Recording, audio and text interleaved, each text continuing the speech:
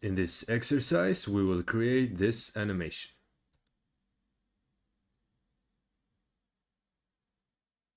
I'm gonna play it one more time.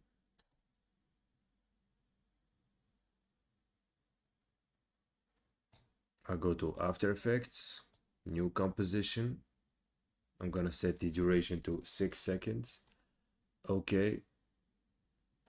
I'm gonna right click, import file, exercise 27, and I'm gonna choose this image, click on import. Now I'm gonna drag and drop the image right here. And now I'm gonna draw a croissant right here. To do that, I'm gonna need the ellipse tool. I zoom in right here. I click and drag, create a circle like this. I press shift to make sure the circle is perfect, and I can press space and move the circle wherever I want. I'm gonna leave it right here. Now we have shape layer 1, we have ellipse 1. I'm gonna draw another circle inside like this, press shift and space to move, and I'm gonna leave it right here. Now we have ellipse 1 and ellipse 2.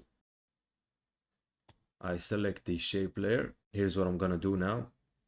I go to add, and I'm gonna click on merge paths.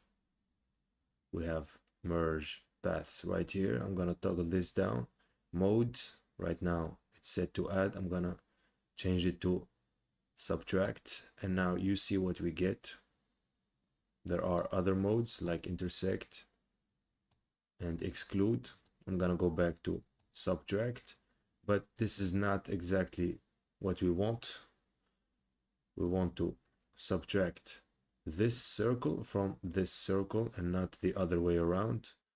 To do that, all I have to do is change the order of the ellipses here. I'm gonna move ellipse 2, click, and move it under ellipse 1, and just like that we got the result we wanted. If I select ellipse 1, go to selection tool, I can move it like this, and I can select ellipse 2 and I can move it like this if I want to, even after. I'm gonna leave it like this. Now I'm gonna add an effect, a glow effect. I go to effects and presets. I look for glow, I tap glow. Here, stylize glow. I'm gonna drag and drop this effect right here, and we see the glow effect. I'm gonna change the glow radius from 10 to 30, make it more intense, just like this. I zoom out. Now I'm gonna draw a rectangle with no fill, just a stroke. I go to rectangle tool. I click on fill. I choose none. I don't want any fill. I go to stroke and I choose the color white like this, and the thickness I'm gonna choose 20 thickness. And now I'm gonna draw a rectangle like this.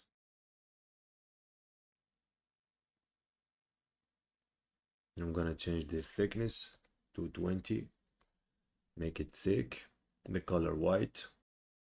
Now I'm gonna align it, still selected. We have shape layer 2 here. Go to align, align horizontally and align vertically. This is perfect. I go to horizontal type tool now. I click, I'm gonna write night sky. I select the text. I'm gonna change the font to Arial and font style to black. Size I'm gonna type 200, see what we get. I'm gonna put it in the center. I'm gonna make it a little bit bigger. Like let's try 210, 220. I think this looks good. I'll move it, put it exactly here. Of course, I can use align, make sure it's aligned horizontally, like this. And now we're gonna start animating. I'm gonna animate this line, the rectangle. I go to add, and I'm gonna click on trim paths. We have trim paths now here. I toggle this down. If I change the start, you see what's happening. Control Z to go back. If I change the end, see what's happening. I'm gonna set the end at 0%.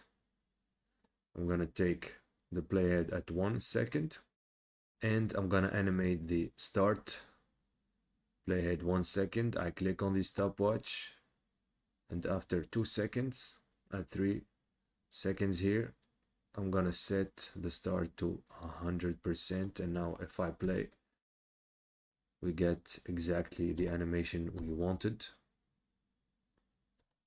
But you notice the line starts from here, from this point, and that's not what we want.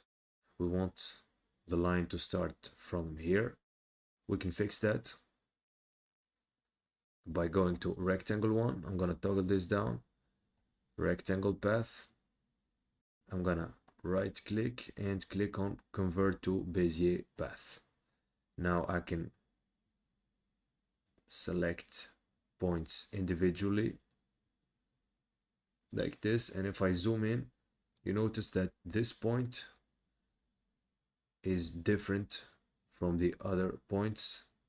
You notice it's thicker here. That means that's the first vertex, and the animation starts from the first vertex. I'm gonna change that. I'm gonna click on this point. I'm gonna right click, go to mask and shape path, and click on set first vertex. I click, and now this is the new vertex. And if I play the animation now, you see the animation starts from here. That's exactly what we wanted. I'm gonna play. That's exactly what we wanted. I'm gonna animate the text now. I'm gonna put the playhead at 3 seconds. I go to effects and presets. I'm gonna delete what I wrote here. I go to animation presets, text, animate in, and I'm gonna look for slide and pop in. I'm gonna drag and drop here. I drop on the text like this, and now if I play, the animation looks very nice. If I type U, I can see the keyframes. The animation lasts for 1 second. I think this is perfect. Now, last thing I'm gonna do, I'm gonna click on this shape, click on the effect glow. I'm gonna copy this effect, Control C, and I'm gonna select the rectangle, Control V to paste the same effect. You see how the rectangle is glowing now. I'm gonna select the text now, and Control V to paste the same effect on the text as well, Control V, and now you see the text is glowing. I'm gonna play the entire animation now.